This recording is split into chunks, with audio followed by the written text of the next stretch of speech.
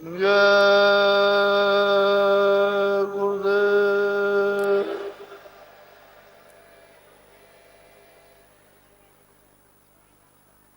जय गुरुदेव।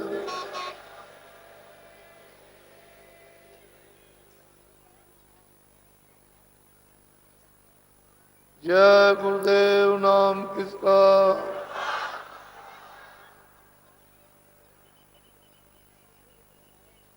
जय गुरुदेव नाम किसका।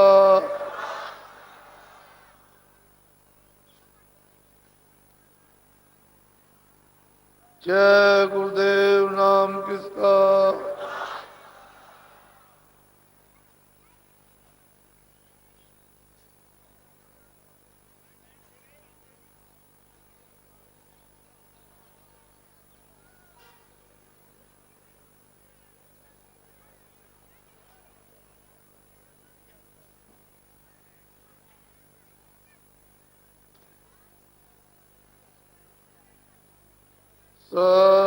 सतगुरु सतनाम तुमको लाखों प्रणाम।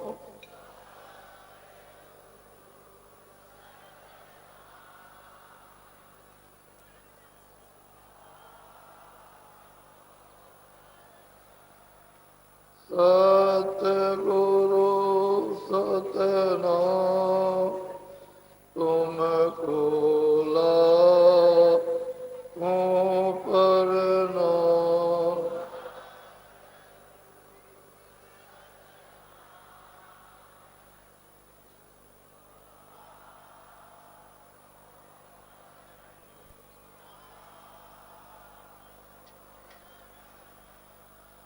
कोटिन सूरज चांद सितारे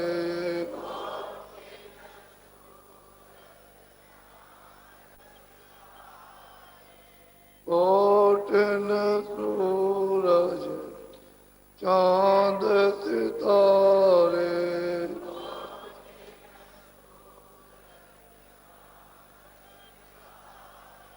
रोम रोम में करें उजारे।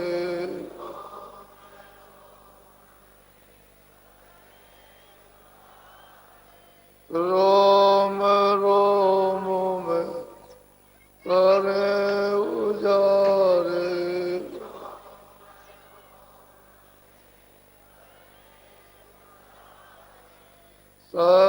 सतपुरुष करता तुमको लाखों प्रणाम।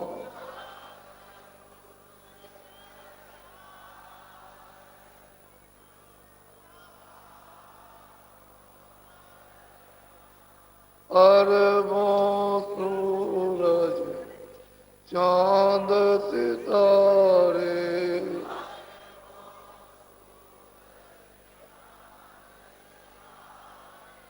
अरबों सूरज चांद सितारे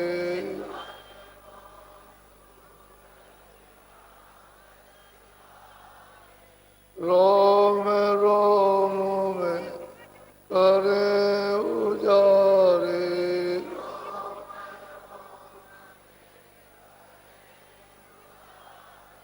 रोम रोम में करें उजारे।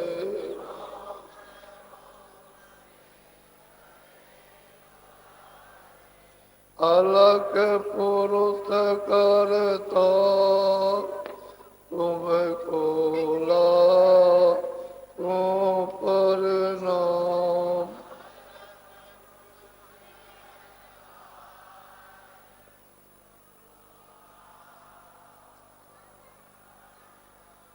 खरबों सूरज चांद सितारे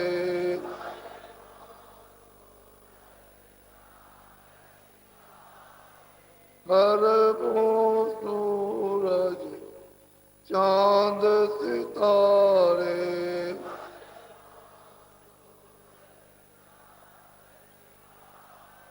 रोम रोम में करे उजारे।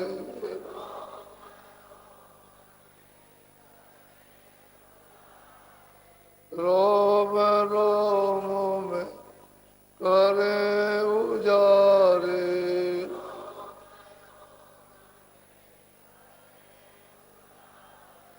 अगम पुरुष करतार तुमको लाखों प्रणाम।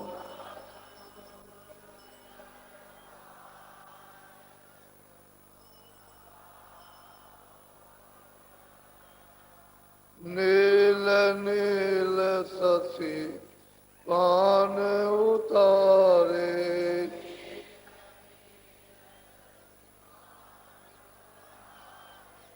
नील नील शशि पान उतारे। अनामी पुरुष करता तुमको लाखों प्रणाम।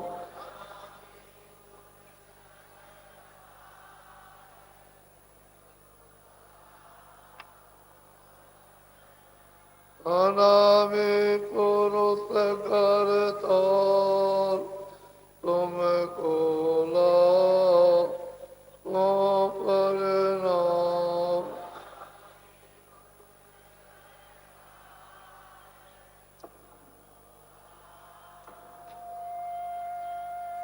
सतगुरु सतनाम तुमको लाखों प्रणाम।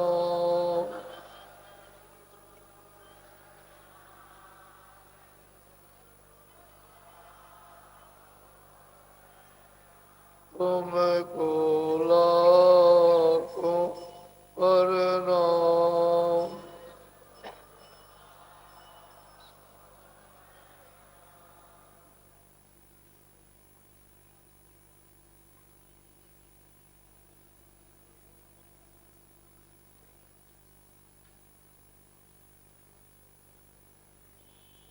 नर नारियों, बच्चे और बच्चियों,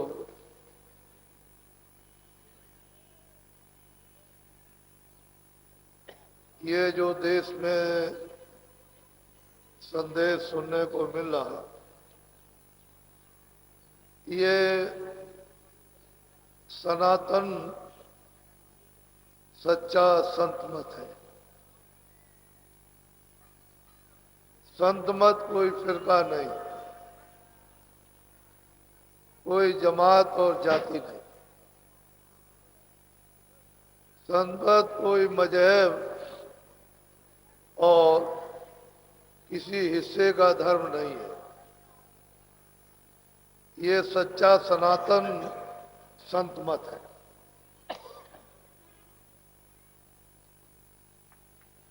ये जीवात्माएं सब की सब एक ही खजाने से निकाल कर भेजी गई। वो अथाह खजाना है। उस खजाने का, उन रूहों का, उन जीवात्माओं का कोई भी पारावार नहीं। वहां से निकालकर ये सब की सब यहां भेजी गई।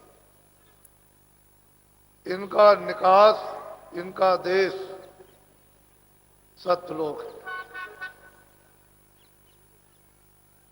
इन सब का पिता सत्य।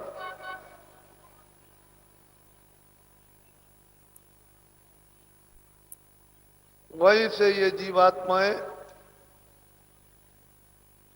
उस महा अथाह सागर से यहां भेजी गई। यहां उनका कोई घर नहीं, न मृतलोक है, न स्वर्गलोक है, न बैकुंठ लोक है, न शक्ति लोक है, न ईश्वर लोक, न माया का लोक, न ब्रह्मलोक, न प्रकृति का, न वो मतलब पार ब्रह्म है, न मां का। ये सारी जीवात्माएं सत्य, सत्पुरुष के हुक्म और इच्छा से, सत्पुरुष की मौज और मर्जी से एक ही सनातन और अनाथ का रास्ता। जब जीवात्माएं यहाँ मृतलोक में लाई गई और ये शरीर मसाला मिलाकर तैयार किया गया, तो जीवात्माओं को दोनों आंखों के मध्य भाग में बैठा दिया गया। उस समय पर जीवात्माओं में होश था, ज्ञान था, शक्ति थी, आनंद था और मुक्त थी।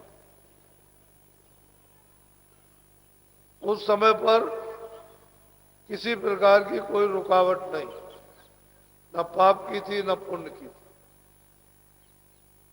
न कोई धर्म की थी न कर्म की थी, न दफ्तर की है न दुकान की है न खेती की, न ब्राह्मणों की है न क्षत्रिय की है, और न मंदिर की है न मस्जिद की न गुरुद्वारा, कोई रुकावट। सारी की सारी जीवात्माएं मनुष्य दोनों आंखों के मध्य भाग में इस मंदिर में बैठ करके और निरंतर हर रोज प्रतिरोज जब चाहे, क्षणों में चाहे तो क्षणों में मालिक का दीदार और दर्शन उस सत्पुरुष का सतलोक में करती थी। रोज इनका आना, रोज आना, पलक मारते पहुंचना, पलक मारते वापस आ जाना। इन जीवात्माओं की ये गति थी आने और जाने की, और इस गति से कोई भी चीज संसार में आ जा नहीं सकती। इतनी इनकी तेज रफ्तार थी आने और जाने की। सारी जीवात्माओं का रूहों का एक ही रास्ता, शब्द इनको, नाम इनको, आवाज ले आई। उसी आवाज रेलगाड़ी पर, जहाज पर बैठी हुई थी, उसी शब्द पर बैठ करके आती और जाती थी। उसी पर इनको पूर्ण शक्ति प्राप्त थी, पूर्ण ज्ञान प्राप्त था, पूर्ण आनंद प्राप्त था, स्वतंत्र थी, निर्भय थी और अखंड थी।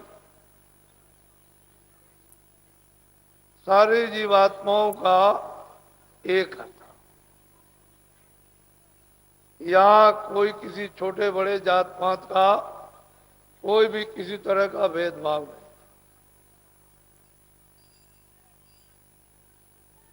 तो जब ये पाप और पुण्य नहीं था, भेदभाव नहीं था, ऊंच नहीं था, लेकिन मनुष्य शरीर था।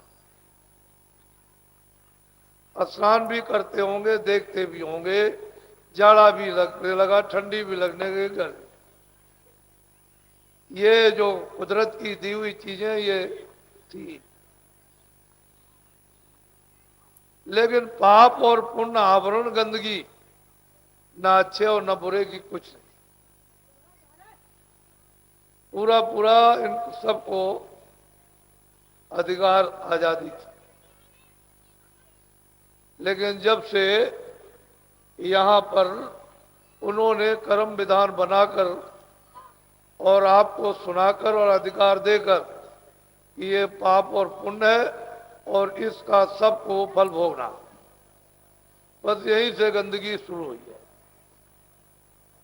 इसी गंदगी के कारण जो अनाथ का आद सनातन रास्ता, जिसको हम प्राय आज से 700 वर्ष पहले भूले हुए थे, बिल्कुल रास्ता खो चुका था, भूल चुके थे, छोड़ चुके थे। तो यही कर्मों की गंदगी से जब जीवात्माएं मैली होने लगी, उस मैल के कारण आंख और कान बंद होने लगे। उस आंख और कान बंद होने के कारण शब्द छूटने लगा, आंख से देखना बंद होने लगा, और कानों से सुनना बंद होने लगा, तो धीरे धीरे धीरे धीरे आधार छूट गया। जो नाम का था, शब्द का था, जिसके द्वारा क्षण में जाना क्षण में आना, वो आधार आपका छूट। और फिर आपने अच्छे बुरे कामों को करते करते करते करते जब आपने पहाड़ों का ढेर बना लिया, तो फिर तो आपको सब उसके विधानानुकूल भोगना ही पड़ेगा। तो उन भोगने के लिए उसने 4 खाने 84 लच्छियोनियां बनाई, और उसके भोग के लिए सख्त सजा यानी कठोर दंड देने के लिए नरक बनाया, और फिर जीवात्माओं को इन्हीं को उन योनियों में वो भेज देगा अपने अपने कर्मानुसार।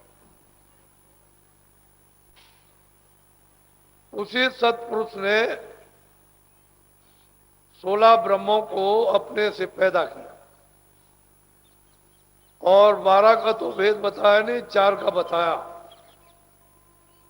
और अभी तो किसी संत ने खोला नहीं,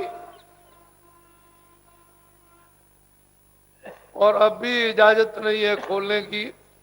पता नहीं कब इजाजत मिलेगी, वो तो उनकी मौज मर्जी पर है। लेकिन सत्पुरुष ने 16 ब्रह्म, 4 का भेद बताया, बाकी का गुप्त रखा। उन 12 ब्रह्मों के कितने बड़े बड़े मंडल होंगे।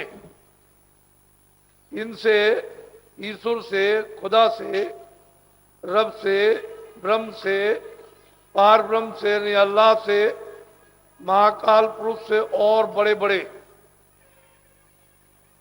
उन 16 ब्रह्मों के ब्रह्मांड है, जिसमें वो वहां राज कर। सत्पुरुष के पैदा किए हुए वो भी हैं, और हम जितनी जीवात्माएं आई, हम भी उसी सत्पुरुष, वो इनका उनका सबका पिता है।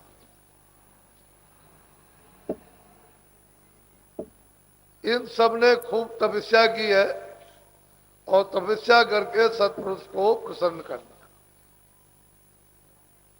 उस प्रसन्नता में सत्पुरुष ने वरदान दे दिया। जब वरदान मिल गया, तो रचना बगैर जीवात्मा रूहों के नहीं होगी। ये जीवात्माएं जब दी गई, तभी रचना रची जाएगी। जीवात्मा रूह चेतन है, और ये सब मसाले जड़ है। जब वो चेतन का जड़ में समावेश होगा, तो रचना हो जाएगी। कहीं पर कारण, कहीं पर सूक्ष्म, कहीं पर लिंग, और कहीं पर स्थूल, अलग अलग स्थानों पर अलग अलग रचना। और फिर ये शरीर रहित रचना। तो उन्होंने तपस्या की थी, हम उनके वशीभूत हो गए। हमको आदेश दिया था कि तुम जाओ और वहां थोड़े देर रहना, गंदगी छोड़ देना, जो सूक्ष्म से भी सूक्ष्म है, और तुम वापस चले आना, फंसना नहीं। उन्होंने आदेश दिया था, और तुम यहां आकर के तुमको दिया कर्मों में बांध, और फिर लालच दे दिया, मोह दे दिया, ममता दे दी, काम दे दिया, क्रोध दे दिया, तुम आजादी पाकर फंस गए। अब ये जो सच्चा पुरातन सनातन अनाद का जो आपके आने जाने का रास्ता तो बन 700 वर्ष के अंतर्गत जब सत्पुरुष को दया आई कि जीव उनमें से, तो यहाँ कोई आए नहीं, ये सब के सब वहीं रह गए, और बहुत पीड़ित और बहुत दुखी, और मतलब चीखते चिल्लाते हैं, लेकिन कोई सहारा नहीं। अपने अपने किए हुए कर्म का तो फल भोगना ही है।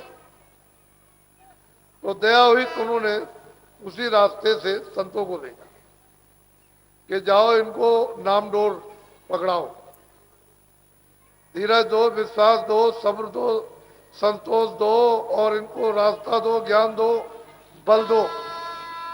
इनको जाकर के वहां जो गंदे उनको धो, तब उनके हुक्म से, आदेश से संत आए। संत का कोई फिरका नहीं, कोई मतलब उनकी जाति नहीं, कोई मजहब नहीं, किसी के वो बंधुआ नहीं है, वो स्वतंत्र है, आजाद है।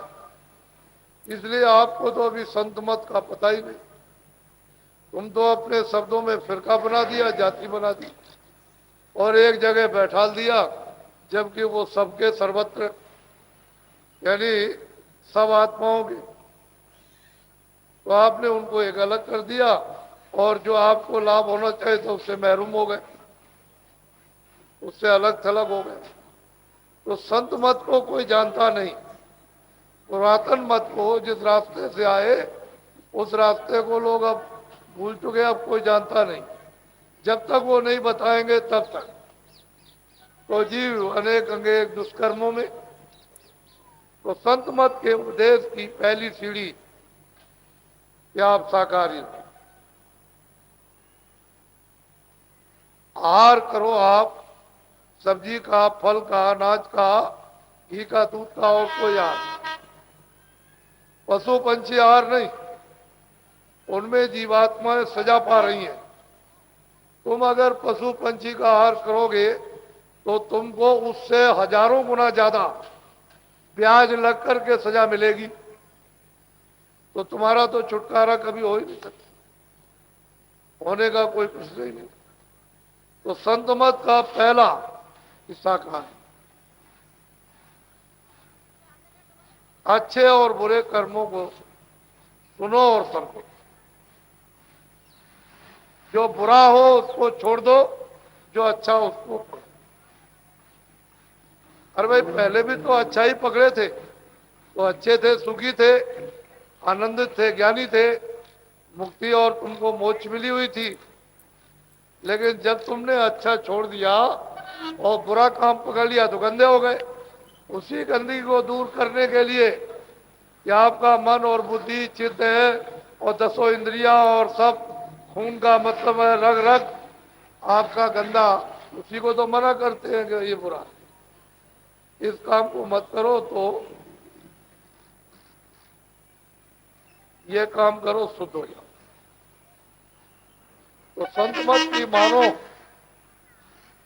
यानी प्रारंभिक शुद्धिकरण की क्रिया शाखा, फिर इससे और बड़ी बड़ी क्रियाएं तो धीरे धीरे आसान कर दी जाएंगी, तो उसमें कोई तकलीफ नहीं। भाई आपको जब ये कहा जाता कि तुम मतलब ये है कि सब छोड़ दो, तब तो बात थी। जब संतों ने देखा कि संतों का भेद बना करके ठगने लगे, धोखा देने लगे, बेईमानी करने लगे, तमाम दुष्कर्म, तो संतों ने गृहस्थी में रहना ही अच्छा समझा और हुक्म हुआ है कि तुम गृहस्थी में रहो। वैसे कोई घर छोड़ करके मालिक को याद करो तो कोई मना नहीं है, लेकिन अधिकांश में 100 में से 99 गृहस्थी, और जो विरक्त हो जाएंगे वो भी मतलब है उसी तरह से लगभग। तो अब गृहस्थी में जो संत रहेंगे उनको आप कैसे पहचान सकते हो? और विरक्त में आप देख रहे हो कि क्या हो रहा, घर बार छोड़ करके साधु बनकर क्या हो रहा हो तो आप जानते हो। तो किसी की समझ, संत मत समझ में आई नहीं। संत मत का पहला उपदेश खान पान, शुद्ध आहार करो और अशुद्ध का परित्याग, और धीरे धीरे धीरे धीरे जो भी आपने नशे जो नुकसानदेह है उनको छोड़ दो। नशा तुम अपनी शरीर सुरक्षा के लिए कोई करते हो, वायु विकार के लिए, जैसे तंबाकू, बीड़ी, सिगरेट, लेकिन ये तंबाकू बीड़ी सिगरेट नहीं, वो तो तंबाकू बीड़ी सिगरेट बनाई जाती है और उसका शोधन किया जाता है कि हुक्के के पानी के साथ जब धुआं आएगा तो शरीर में नुकसान नहीं होगा और आपका वायु विकार बादी का निकल जाएगा। उस समय पर तंबाकू बनाकर हुक्का रखते थे। जब देखा कि इसमें थोड़ी दिक्कत है तो आप सूखी पीने लगे। फिर जब देखा कि और इसमें आगे तैयार नहीं, रिश्तेदारी में जा रहे, तो फिर मतलब है कि बीड़ी का चलन होने लगा। तो अपनी अपनी सुविधा के लिए अब इन सब चीजों से तमाम तरह की बीमारियां होने लगी।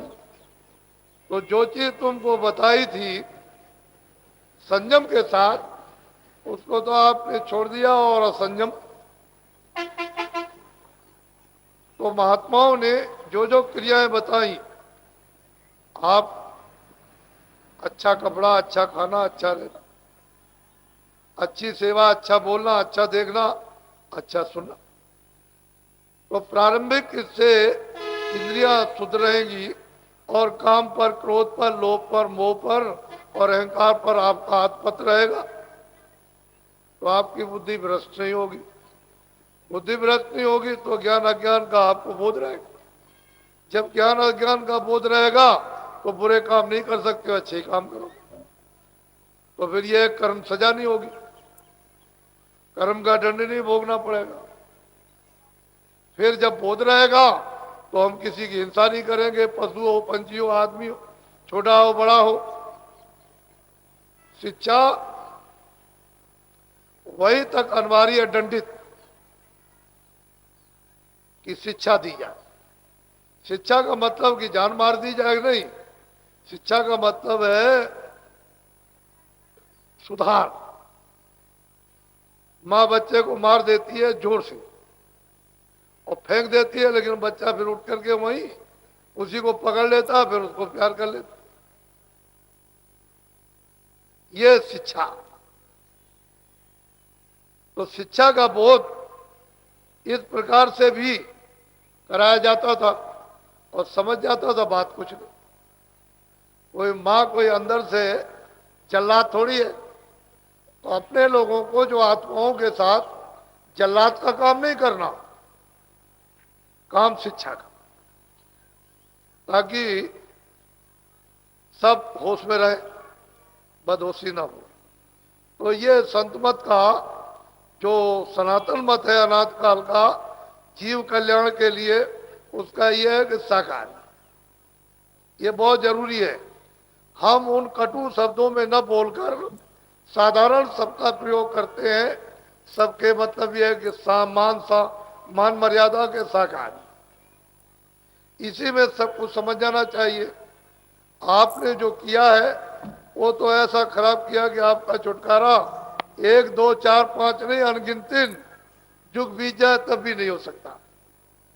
तो इस जीवात्मा की क्या दुर्दशा होगी। कभी तो जिस पर तकलीफ आती है, पीड़ा होती है, दर्द होता है, उसे मालूम होता है तो आगे कितना दर्द, कितनी पीड़ा होगी। जब मतलब यह है कि रात और दिन एक श्वास में चिल्लाओगे तो उस समय पर होता है कि भाई महात्मा कहते थे कि भाई ठीक कहते थे वो, हमने उनकी बात नहीं मानी, अब हम अपने किए हुए कर्म का दंड पा रहे हैं। तो कब छुटकारा होगा, उसका कोई मतलब है लेखा जोखा, उसका दिन और कोई बात कुछ नहीं। कितनी लंबी सजा। तो इसलिए अभी ये मनुष्य शरीर है, भगवान ने आपको जब ऊपर से आए हो तो सब चीजें दिए। ऊपर से जब जीवात्मा अकेली चली है, कुछ नहीं था। जब ऊपर से आई तो उसको शब्द, स्पर्श, रूप, रस, गंध, ये 5 मतलब यह कि बहुत ही सूक्ष्म इसको तत्व दे दिए। उससे कुछ मालूम नहीं होता है, लेकिन उनको ये चीज दे दी कि शब्द, स्पर्श, रूप, रस, गंध। फिर नीचे उतर करके आए तो मन और बुद्धि और चित्त और अहंकार 4 और शब्द, स्पर्श, रूप, रस, गंध 9 तत्व दे दिए। ऊपर 5 फिर नीचे 9। और नीचे जब उतारे गए मंडल में तो मतलब यह है कि 10 इंद्रियां, चतुसंताकरण, मन, बुद्धि, चित्त और अहंकार, और 3 गुण, रजोगुण, तमोगुण, सतोगुण, तो 10 और 4 14, 3 17। अब वो शब्द स्पर्श रूप रसगंध छूट गया, वो छूट गया, वो अब छूट गया। अब आपको 17 तत्व में बंद कर दिया। फिर उसके बाद में फिर आपको नीचे उतार दिया तो खाली 5 तत्व दिए, जल, पृथ्वी, अग्नि, वायु, आकाश, बाकी सब छोड़ दिए। वो 10 इंद्रियां चली गई और मतलब यह है कि वो तीनों गुण चले गए। और उसके बाद में वो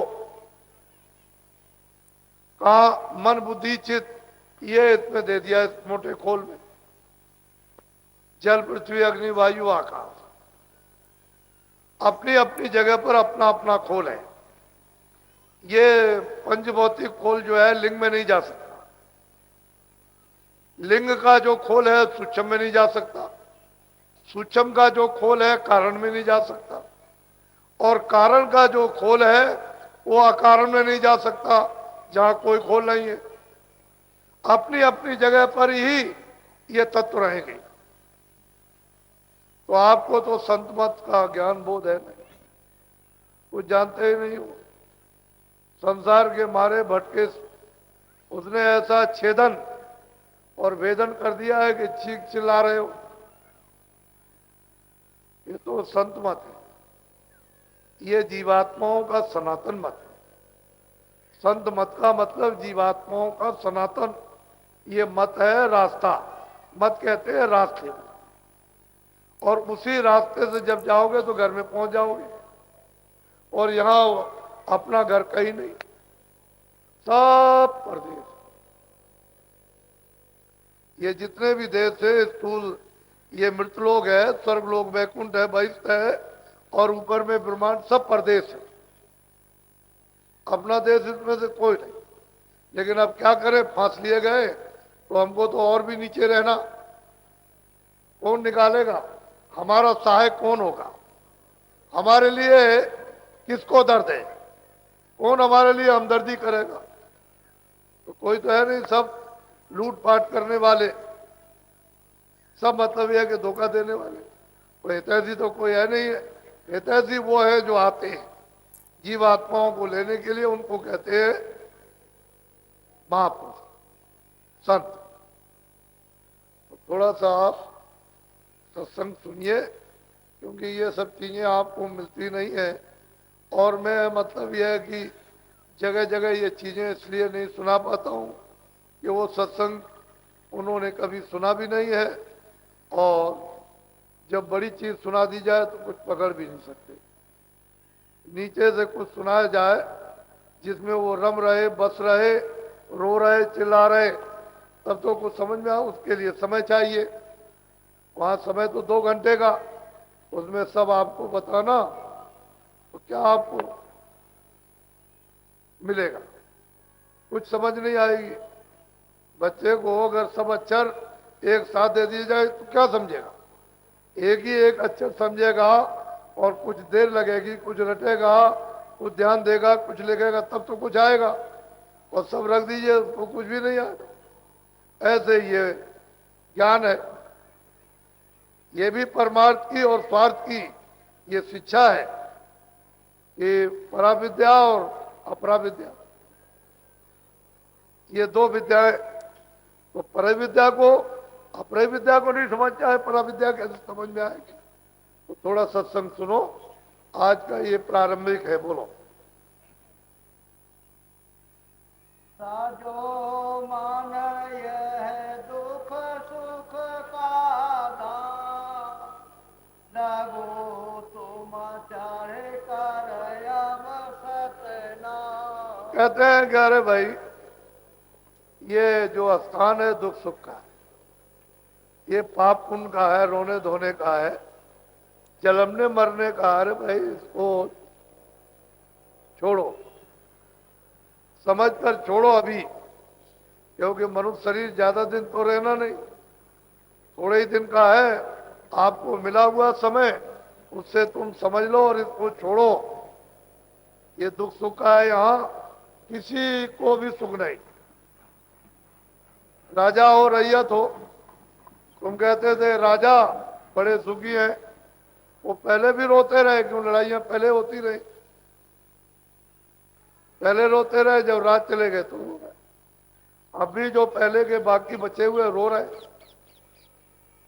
जो दूसरे नए राजा वो भी रो रहे, अब भी रो रहे, जब चले जाएंगे तब भी रोएंगे। तो कहते हैं ये दुख और सुख, क्षणिक सुख बाकी सब दुख, उसका ये धाम है। कौन सा मृतलोक, पंचभौतिक, ये शरीर, ये दुख सुख का धाम है। चलो है सूरत, अच्छा है मनुष्य अनमोल तन मिला है, तो जल्दी से गुरु के पास चले और सच्चा भेद जान करके और उस नाम के साथ जुड़ो, तब तुमको अपना सच्चा घर मिलेगा। और वो सच्चा नाम सतनाम, वो सच्चा नाम, वो कभी परिवर्तन नहीं होता, न कभी हुआ न कभी होगा। बाकी ये नीचे सब परिवर्तन हो जाएंगे, सब बदल जाएंगे, ये कुछ नहीं रहेगा, ये सब महाप्रलय में सब समाप्त हो जाता। ये जितना भी जमीन आसमान दिखाई देता है, जितने भी मकान दिखाई देते हैं, कुछ नाम निशान को नहीं रहेगा, ये सब समाप्त हो जाता। पृथ्वी भी समाप्त हो जाती, उस पर जितने पेड़ पालो सब समाप्त हो जाते हैं। ये पृथ्वी पानी में घुल जाती है, और पानी को अग्नि सोख लेता है, और अग्नि को वायु, और फिर ये सिमटाओ पूरा का पूरा आकाश, और आकाश को मतलब जब माया समेटती है तो स्वर्ग और वैकुंठ सब सिमट जाते हैं। और फिर उसमें आद्या महाशक्ति को जब निरंजन भगवान समेटते हैं तो वो उधर सब समेटता है। फिर उसके ऊपर में निरंजन भगवान को जब समेट लिया उस माया ने, तो ब्रह्म समेट लेगा। तो यहां कुछ नहीं, ये परदेश है। तो कहते हैं कि हे सूरत, ये दुख सुख का धाम है, तू जल्दी चल, देर मत कर, पता नहीं कब समय पूरा हो जाए, और जल्दी से नाम के साथ जुड़। जो गुरु ने सच्चा नाम जो बताया, जुड़ करके तू सतनाम को पकड़कर अपने अखंड घर में पहुंच। बोलो। चार तन संग बसेरा, तेरे छूटे यह ग्राम। कह देख सूरत, तू अच्छी तरह से समझ ले, 4 दिन इसमें बसेरा है, बाल अवस्था, क्रोध अवस्था, जवानी और वृद्धापन, ये 4 अवस्था इसमें रहना। तो कोई तो मतलब है बाली में चला जाता है, कोई किशोर में चला जाता है, कोई जवानी में, और कोई वृद्धाई में जाता है। और कहते हैं फिर ये ग्राम छूट जाएगा। ग्राम कहते हैं ये गांव, यानी ये शरीर, ये तेरा छूट जाएगा, क्योंकि उसने तुझको दिया है, तो वो अपना समय पूरा होते ही ले लेगा। तो तुझे तो इसको छोड़ना है। अच्छा है कि उसने ये अवसर दिया कि मुझको पंचभौतिक ये शरीर दिया है, जो बहुत मुश्किल से किसी किसी को ये पुण्यों से, शुभ कर्मों से प्राप्त होता, वो मिल गया है। तो अब की बार तू जल्दी कर, देर करने की जरूरत नहीं, नहीं तो तेरा ये ग्राम छूट जाएगा, ये घर छूट जाएगा। फिर तू चली जाएगी परदेश में, और वहां जाकर के रोएगी, चिल्लाएगी, वो तो नरक कुंड है। बोलो। दानदारा सुत नाती कहियन, यह नहीं आवे। कहते हैं धन है, मतलब है कि ये जो सब कुछ है, ये सब नाती पंथी, ये घर में जितने भी हैं मित्र है, ये कहते हैं एक भी काम नहीं आते, सब पीछा खींच जाते हैं। अरे कह लगे जल्दी करो, देर क्यों करते हो, अब तो वो चला गया। कौन चला गया? वो तो उनको मालूम, वो चला गया। कौन चला गया? कह लगे हवा चली गई, हवा निकल गई। चलो चलो जल्दी करो इसको, वहां फूको, चल के गाड़ो। बस कोई काम आने वाले नहीं। अगर कहा जाए कि चलो वो चले गए तो चलो तुम भी उनके साथ चलो, कह लगे हम नहीं जा सकते, ये उन्हीं का काम जाने का है। अरे भाई वो तो जाए चले ही गए, लेकिन थोड़े दिन के बाद तुम्हारी भी बारी आने वाली। तुम उसी को देखकर समझ लो कि ये जब जा रहा तो मेरा भी समय इसी तरह से जाने का आ रहा, तो तुम भी सब छोड़ करके चल दोगे। अगर वो कुछ लेकर के जाता होता तो तुम भी सोचते कि भाई मैं भी कुछ लेके चला जाऊंगा। तो कहते हैं कि नहीं, ये सब पीछे भाग जाएंगे, तुमको अकेले ही जाना। और अकेले आए हो, न किसी को साथ लेके आए न किसी को साथ लेके जाओ, ये सब यहाँ छूट जाएगा। जब ये ग्राम छूट जाएगा तो इससे संबंधित सब सामान आपका ये छूट जाएगा। ये भी जड़ है और ये भी जड़। बोलो। श्वास दुधारा नितहि जारी, एक दिन खाली कहते तो धाराएं अंदर जाती बाहर आती, श्वास द्वारा नीति जारी। और जैसे ही श्वास की पूंजी पूरी हुई, यानी गिनती उसकी खत्म हुई, तो बस एकदम चाम खाली, ना वो ऊपर और ना नीचे, ना अंदर जाएगी ना बाहर, तो खाली होगी। अब उसमें कुछ रह ही नहीं गया। शरीर में तो श्वास की पूंजी है कि इतने दिन इस श्वास की पूंजी को लेकर रहो। तो कहते हैं जो दोबारा पूंजी चल रही है, अंदर जा रही बाहर आई, अंदर जा रही, जब नहीं रहा तो श्वास, तो ये तन खाली हो गया। इसको कहते हैं चाम। चाम कहते हैं चमड़ा, चमड़ा कहते हैं मिट्टी, मुर्दा कहते हैं ये खाली हो जाएगा। ये मुर्दा पड़ा, ये चाम पड़ा हुआ, क्या करोगे? घर में रख करके बदबू करेगा, इसलिए गाड़ते हो, फिर जलाते हो या पानी में प्रवाह कर देते हो। बोलो।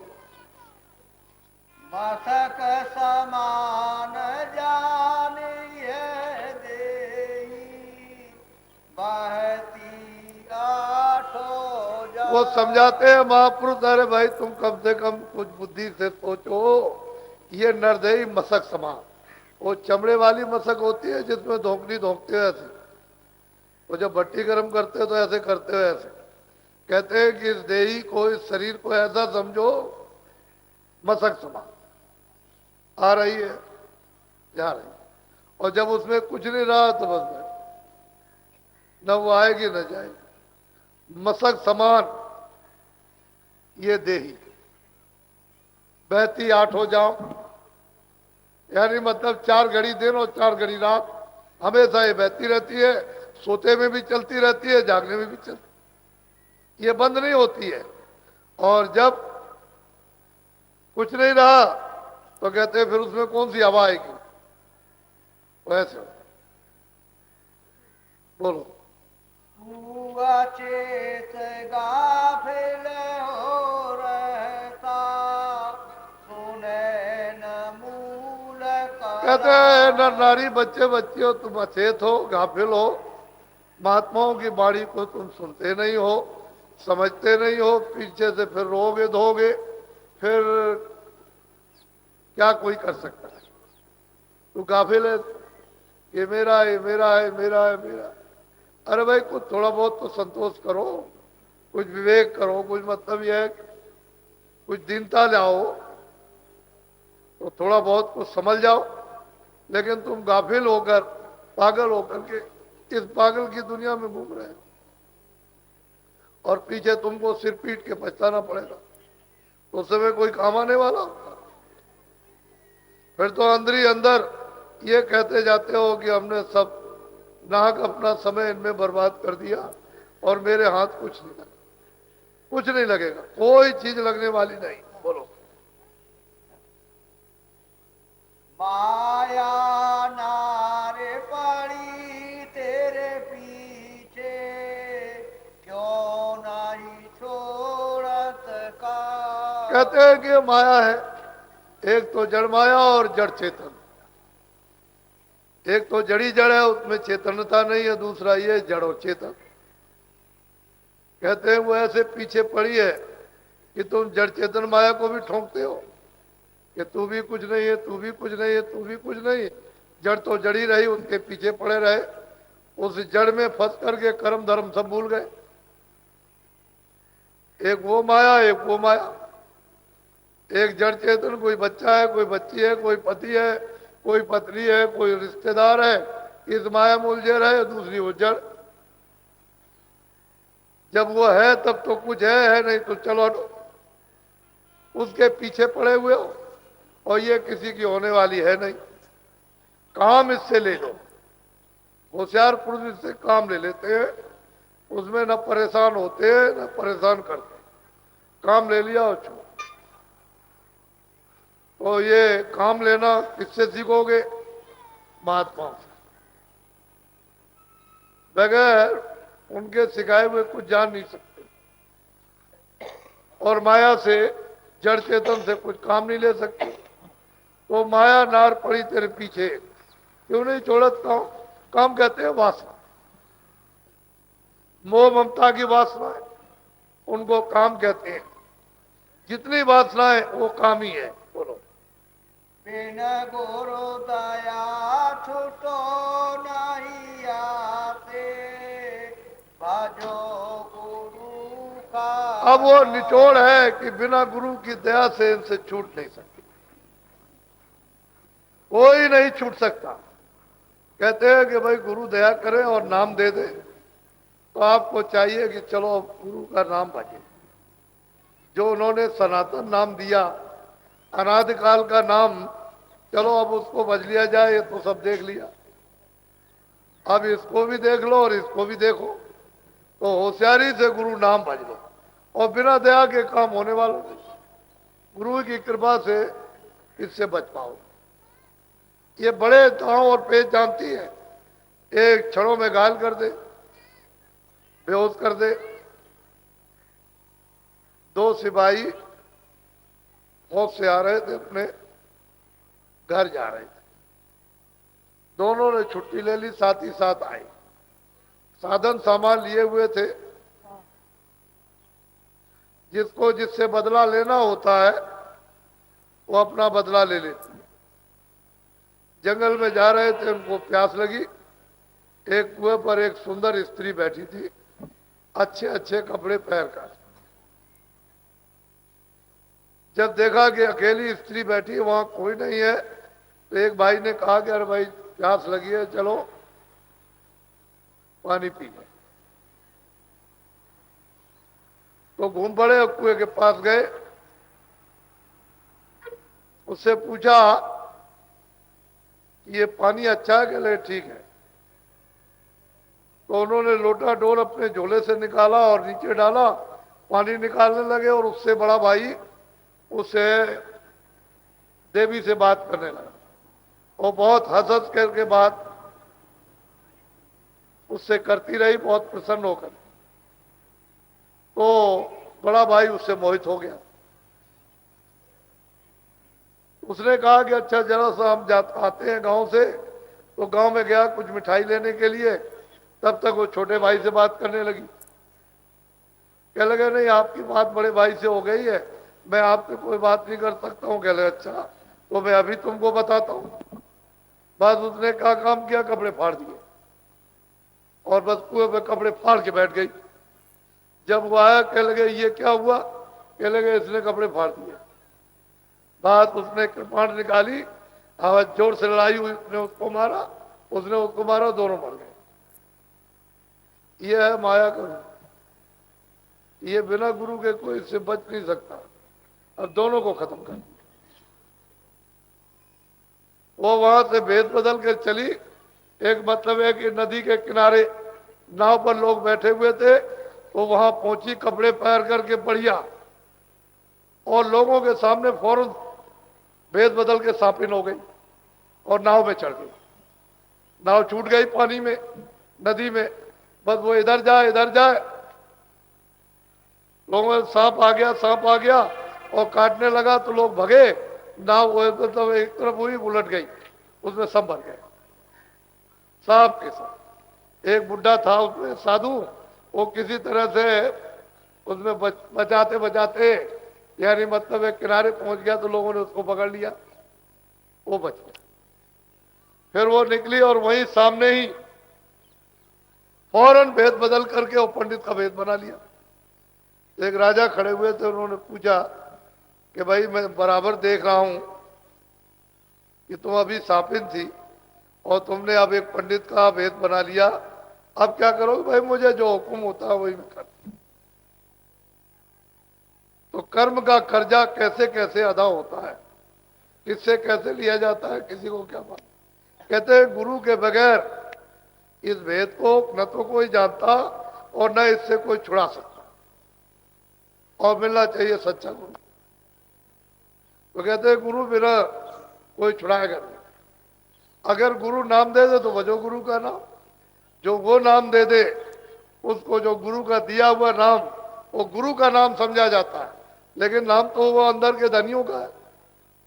कहते हैं तुम उसको, अब बाकी समय में जो समय चला गया तो चला गया, बाकी में कहते हैं थोड़ा गुरु का नाम बजो, याद कर लो, पकड़ लो और चढ़ चलो। गुरु का ध्यान धरो हृदय में, मन को राखो था। और कहते हैं गुरु का, कहते हैं तुम ध्यान हृदय में, दोनों आंखों के मध्य भाग में जो जीवात्मा बैठी हुई है वहां तिल है। कहते हैं गुरु का रूप वहां बसा लो तो तुम्हारी दिव्य आंख, ज्ञान चक्षु, तीसरा नेत्र खुल जाएगा। जब वो खुलेगा तो वो जगत जो चेतन है वो देखना शुरू हो जाएगा। उसी चेतन जगत में तो वास्तव में आनंद प्राप्त होता है। ये तो जड़ जगत है, इसमें आनंद नहीं है, क्षणिक है, ठंडक है। उस आनंद की, आनंद उधर प्राप्ति शुरू हो जाती है। तो कहते हैं कि धरो गुरु का ध्यान, उस मूर्त को बसा लो जो इधर से मोड़ करके अंदर ले जाए और अंदर प्रकाशमान गुरु उसका साक्षात्कार हो। ये नहीं, वो तो प्रकाश ही प्रकाश, रोशनी रोशनी, लाइट ही लाइट, और उसमें पूरे गुरु की शकल उसी प्रकाश में। तो कैसे पहचान सकोगे जब वो नहीं देख, शकल नहीं रहेगी तो क्या पहचानोगे? उसमें नूर ही नूर है, प्रकाश ही प्रकाश है। कहते हैं भाई धरो गुरु का ध्यान। बोलो। वे दयाल तेरी दया विचारे, दम दम करे सा। जब तुम मन को रोक करके रखोगे और घाट पर जब तुम आ जाओगे तो दयाल है, वो दिनों पर सुरतों पर दया करते हैं और तेरी पल पल घाट पर तेरी संभाल करेंगे, तुझे बहने नहीं देंगे, गिरने नहीं देंगे। अरे 84 में नरकों में फिर नहीं जाएगा, लेकिन घाट पर आना चाहिए। घाट पर नहीं आओगे तो बहुत मुश्किल। घाटी पे लाने के लिए ये तमाम तरह के सत्संग होते हैं। ये मत करो, ये करो, ये मत करो, ये करो, ये खराब है, ये अच्छा है, ताकि किसी तरह से भी मन बुद्धि चित्त इंद्रिया शुद्ध होकर और दोनों आंखों के मध्य भाग में घाट पर आ जाओ, जहां गुरु का हृदय में यानी ध्यान साक्षात्कार उनका करने लगो। कहते हैं फिर तुम्हारी पल पल संभाल करें, फिर पकड़ लेते हैं, छोड़ते नहीं। जब अंदर में तुम जुड़ोगे तो फिर क्यों छोड़ेंगे? गुरु का तो काम बहुत बड़ा काम है, वो तो जीवों की हर तरह से यानी संभाल करते हैं, उसको बहने नहीं देते। लेकिन जीव इतने अब आगे और मतलब इतने भूले भटके हैं कि वो समझते ही नहीं क्या मनुष्य शरीर में क्यों आए, हमको क्या करना था। बार बार बार बार बार बार वही जगत की तमाम मतलब ये इच्छाएं, कांक्षाएं, वासनाएं इनमें पूरी करना चाहते हैं। तो इसमें किसको मिला? मिल जाता तो महात्मा कहते हैं भाई मिल गया। अरे भाई जितना तुम्हारे भाग में उतना तो मिल ही रहा, तुम इसी के साथ जोड़ करके अपना भाग जगा लो तो परमार्थ का भी हो जाए, स्वार्थ का भी हो जाए। नहीं तुम अगर जगाओगे तो परमार्थ का भी नहीं, स्वार्थ का भी नहीं, दोनों से रोते चिल्लाते रहोगे, न उधर का कुछ बना न इधर का। तो कहते हैं घाट पर आओ, वहां तुम्हारी संभाल होगी पल पल, लेकिन घाट पर नहीं आओगे तो बहुत मुश्किल होगा। और गुरु का रूप हृदय बसाओ, दृष्टि में बसा लो आग, और वो तो प्रकाशित स्वरूप है। एक दफे अगर उसकी झलक आ गई तो जीवन में भूलती नहीं, और सामने खड़ा कर लिया तो प्रश्न ही नहीं भूलेगा, फिर तो हमेशा याद। बोलो। थोड़े भोग क्यों रोग बिसावे, या मैं नहीं कहते हैं कि अरे भाई तुम भोगों को छोड़ो, इसमें क्यों खपते मरते पचते हो, क्यों तुम रोगी बने हो, क्यों चिल्लाते हो, थोड़ा भोग छोड़ो। ये संसारी इंद्रियों के थोड़े भोग कम करो, परमार्थ की तरफ चलो तो फिर काम जल्दी बन जाए। यही तो बात आपको बताई जा रही। अरे इसमें अमीर गरीब का क्या काम, इसमें तो मनुष्य शरीर का काम है, तो मनुष्य शरीर से ही तो करना कि थोड़ा इंद्रियों को रोको, भोगों की तरफ से भोग तो इंद्रियों के एक ही तरह के भोग है। अब वो तो इच्छाएं अलग अलग है, लेकिन भोग तो इंद्रियों के एक ही तरह के, तो भोग भोगोगे तो खाज हो जाएगी, खुजली हो जाएगी। फिर ये ऐसी खुजली है, इसको कोई ठीक नहीं कर सकता, क्योंकि इसकी दवा तो किसी के पास है नहीं। दवा तो महापुरुषों के पास है, वो मिलेंगे नहीं, खुजली जाएगी नहीं। ये रोग, ये भोग इस तरह के रोगी है। तो कहते हैं थोड़ा सा तुम कम करो और उनके उपदेश को सुनो और इन सब से जरा उलट जाओ। बोलो। गुरु का कहना माने पियारे, तो पावे विश्राम। कहते हैं कि प्रेमियों, अगर तुमने गुरु का कहना मान लिया तो तुमको वो अचल और अबचल स्थान मिलेगा कि हमेशा की। और नहीं कहना मानोगे तो जाओ। बहुत से लोग नामदान ले जाते हैं, फिर संग दोष में आकर के पशु पंछियों के मांस का आहार करते हैं, तो बोलो कितनी बड़ी सजा मिलेगी, इसकी कोई माफी? वो तो कहते हैं कि मैं काल रूप में तिनकर भ्राता, मैं उनका काल रूप और शुभ अशुभ कर्म फलदाता, मैं पाप और पुण्य का उनको फल देता हूं, मैं काल रूप। तो इनको बताओ, इस अपराध को कौन माफ करे, कौन क्षमा करे? तो संग दोष में जब तुम फंस जाओगे तो यही अनैतिक, अनाचार और हत्या गुनाहों के काम होंगे। कौन फकीर, कौन महात्मा माफ करेगा?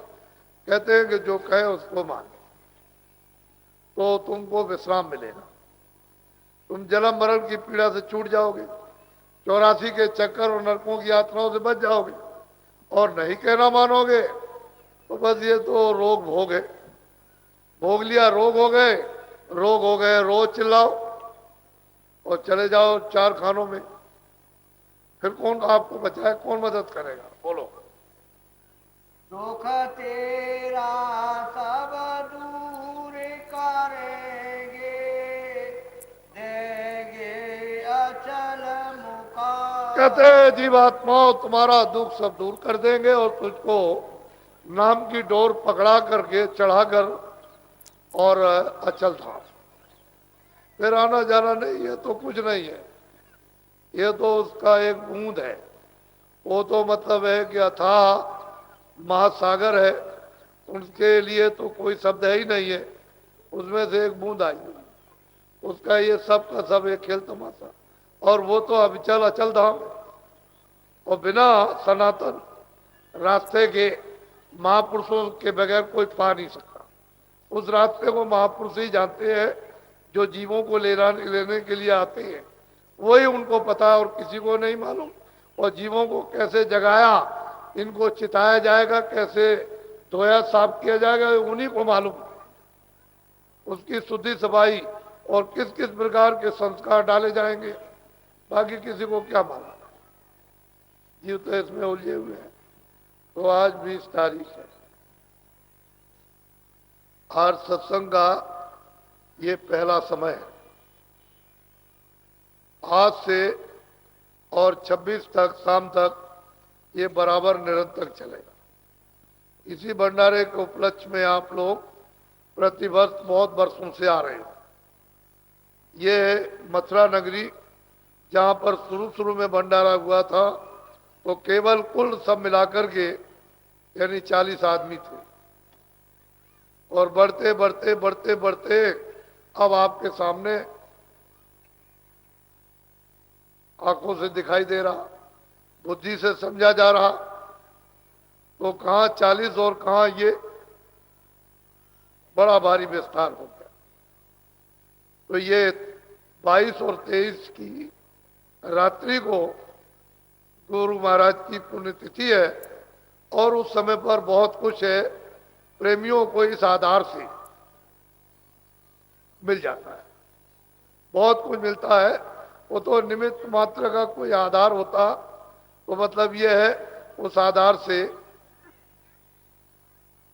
जीवों को कुछ दिया जाता है, और उनको उससे बहुत कुछ अंदर का और बाहर का लाभ होता है। तो महापुरुष की एक पुण्यतिथि जिन्होंने ये रास्ता दिया था और आदेश दिया था कि आगे जीवों के लिए ये सुविधा हो, जिससे कि जीव इस रास्ते से चलकर अपने वापस घर में चले, जो उनका आदेश है उसके अनुसार उनके हुक्म की हाजिर हजूरी की जा रही है। ये समय तो बड़ा खराब है, मनुष्य भी बहुत यानी खराब और चंचल, और पापों का बुराइयों का बहुत सामूहिक विस्तार, लेकिन धीरे धीरे फिर भी मालिक की दया बहुत कुछ हो रही है। और जो जो बातें आपको यानी बताई गई हैं सब आपको देखते अनुभव करते करते आप यहाँ तक पहुंच गए, और आगे भी आप देख रहे हो। इसलिए जागकर सचेत होकर आप सत्संग को सुने और उस अमल में लाए, उसके अनुसार आप अपना बर्ताव व्यवहार आप करें, घर में भी, समाज में भी, बाहर भी, मिलने जुलने में भी, खेती दुकान दफ्तर में भी जब आप करोगे तो मतलब है गुणों का स्रोत खुल जाएगा। गुण कहा कि गुणों का शोधन करो। जब गुण अवगुणों में से निकल आएंगे तो गुण अपना खारिज है, वो खारिज हो जाएगा मसाला। सोने को जब मतलब यह है कि शुद्ध किया जाता है तो कुछ उसमें छोड़ दिया जाता है, वो शुद्ध कर लेते हैं, खारिज जो खराब है खारिज हो जाता है, शुद्ध आ जाता है। ऐसे ही अवगुण और गुण तो थोड़ा सा शोधन कर लो सत्संग के द्वारा, सत्संग के सहारे, सत्संग के जरिए शोधन हो जाएगा, और वो सद्गुण अवगुण निकल जाएंगे, सद्गुण आने लगे। उनके आने का एक रास्ता तो खुल जाना चाहिए। अभी लोग आज बड़ी संख्या में दिन भर चलेंगे, रात भर चलेंगे, और कल रात को यानी पूजा के समय तक भारी उपस्थिति होगी। तो आज भी, कल भी और परसों भी 22 और 23 की रात को यानी गुरु महाराज जी का भंडारा है।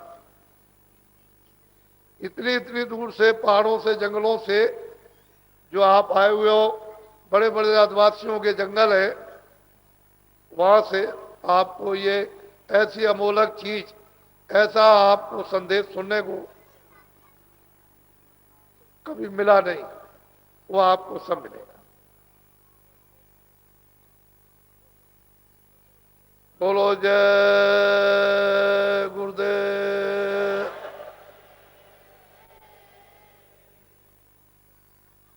जय